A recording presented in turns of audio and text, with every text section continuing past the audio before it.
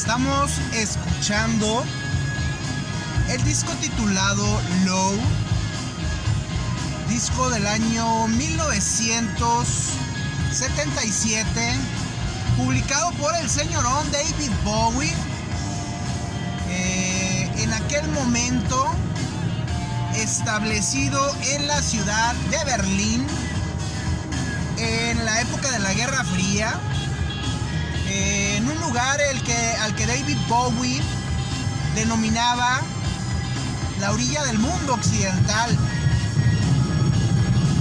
donde terminaba el mundo occidental. Ahí fue a donde David Bowie se movió para poder grabar lo que sería la trilogía de Berlín, 3 discos: el Low, el Heroes y el Lodger, junto a colaboradores de primer nivel como el productor Tony Visconti, como el productor y músico Brian Eno, como su guitarrista Carlos Alomar, y más adelante Robert Fripp, el guitarrista de King Crimson, y Adrian Belew, futuro guitarrista de Frank Zappa y futuro guitarrista de los King Crimson.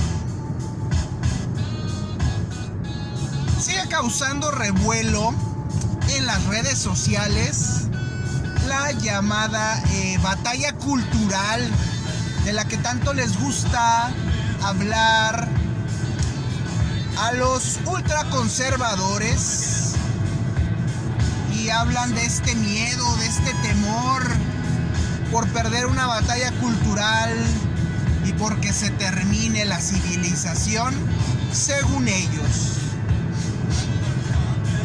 Ya ha escrito un par de mamotretos el señor Agustín Laje, un politólogo que lo único que se dedica es a explotar los miedos, las vergüenzas, las penas de la gente que tiene así de cerebro. La batalla cultural, vamos a disectarla.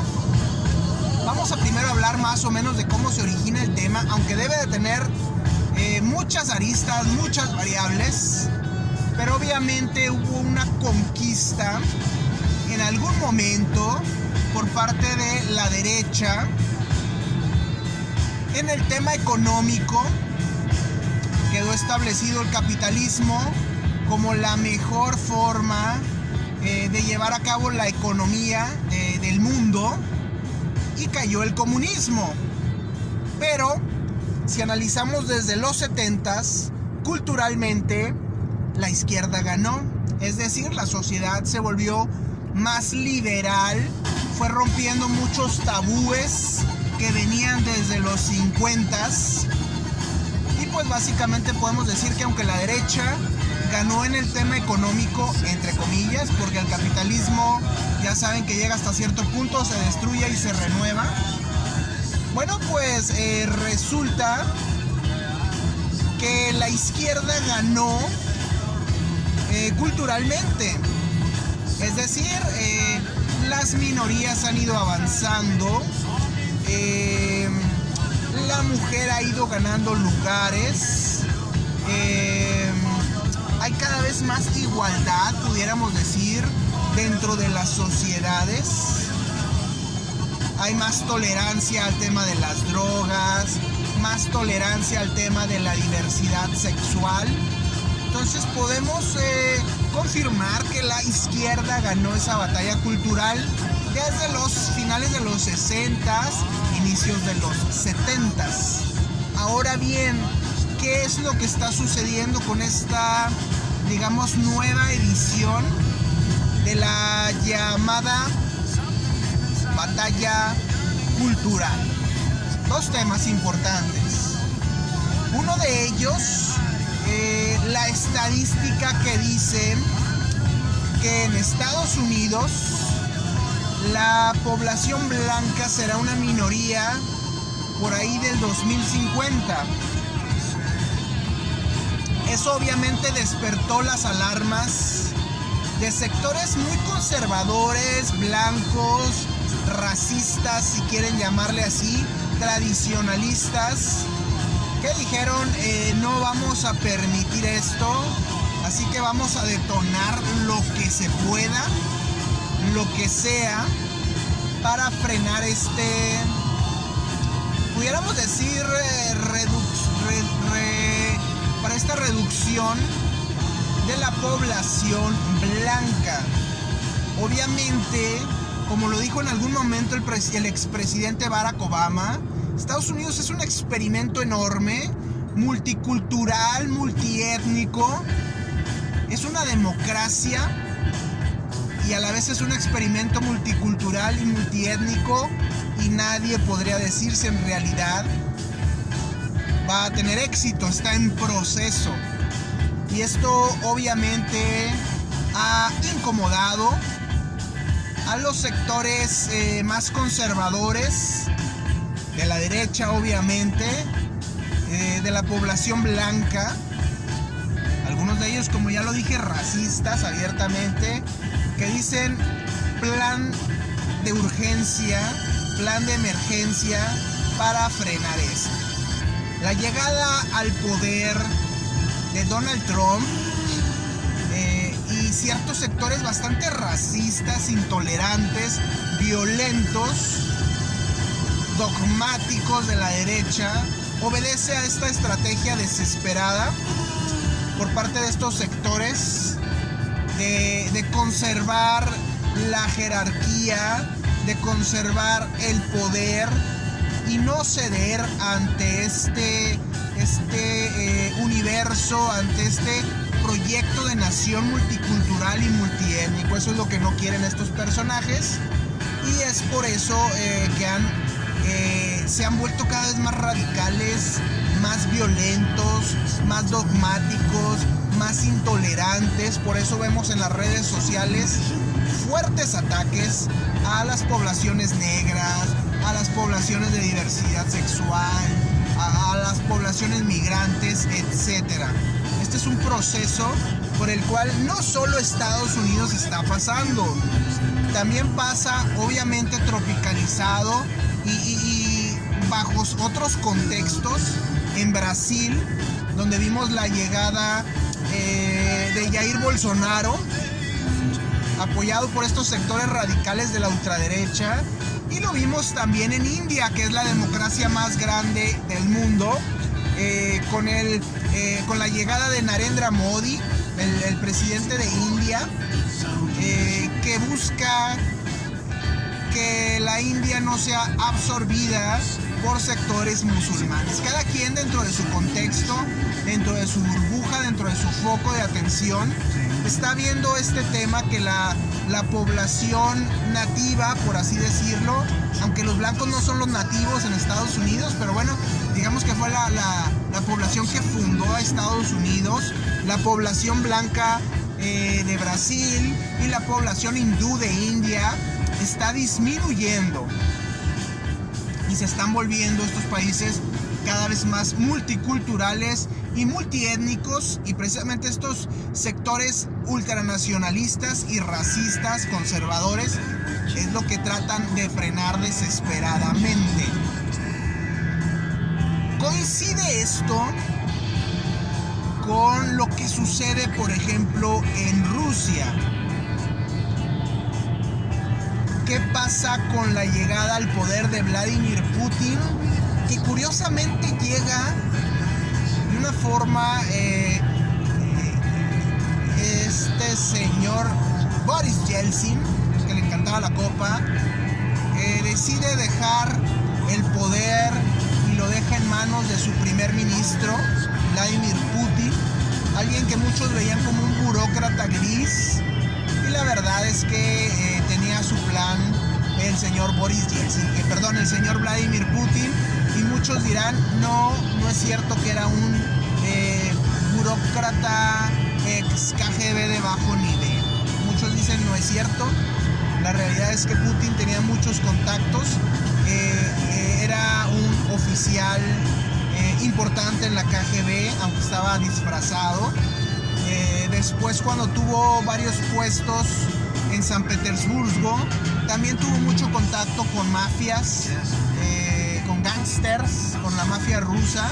Entonces todo esto se oculta, pero dicen que es parte de lo que tenía de bagaje atrás Putin para llegar al poder y después convertirse en un hombre fuerte en el gobierno de Rusia y prácticamente un dictador que no ha soltado el poder en más de 20 años.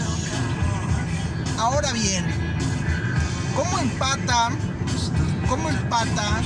la Rusia de Vladimir Putin, el putinismo, con la ultraderecha desesperada que trata de luchar contra el mundo multicultural y multiétnico? Vladimir Putin busca dos cosas: frenar el liberalismo atacando dos de sus pilares. El primero de ellos es la globalización, un mundo sin fronteras, y el otro es la igualdad, un mundo de igualdad entre hombres, mujeres, blancos, negros, heterosexuales, homosexuales, lo que quieran decir. Esos son los dos pilares que ve Vladimir Putin dentro de Occidente y del liberalismo, y que son sus objetivos a destruir. ¿Por qué quiere destruir Vladimir Putin estos dos pilares fundamentales del liberalismo occidental, según él? Uno de ellos, la globalización, porque obviamente no le conviene. Siente que pierde poder, siente que pierde influencia.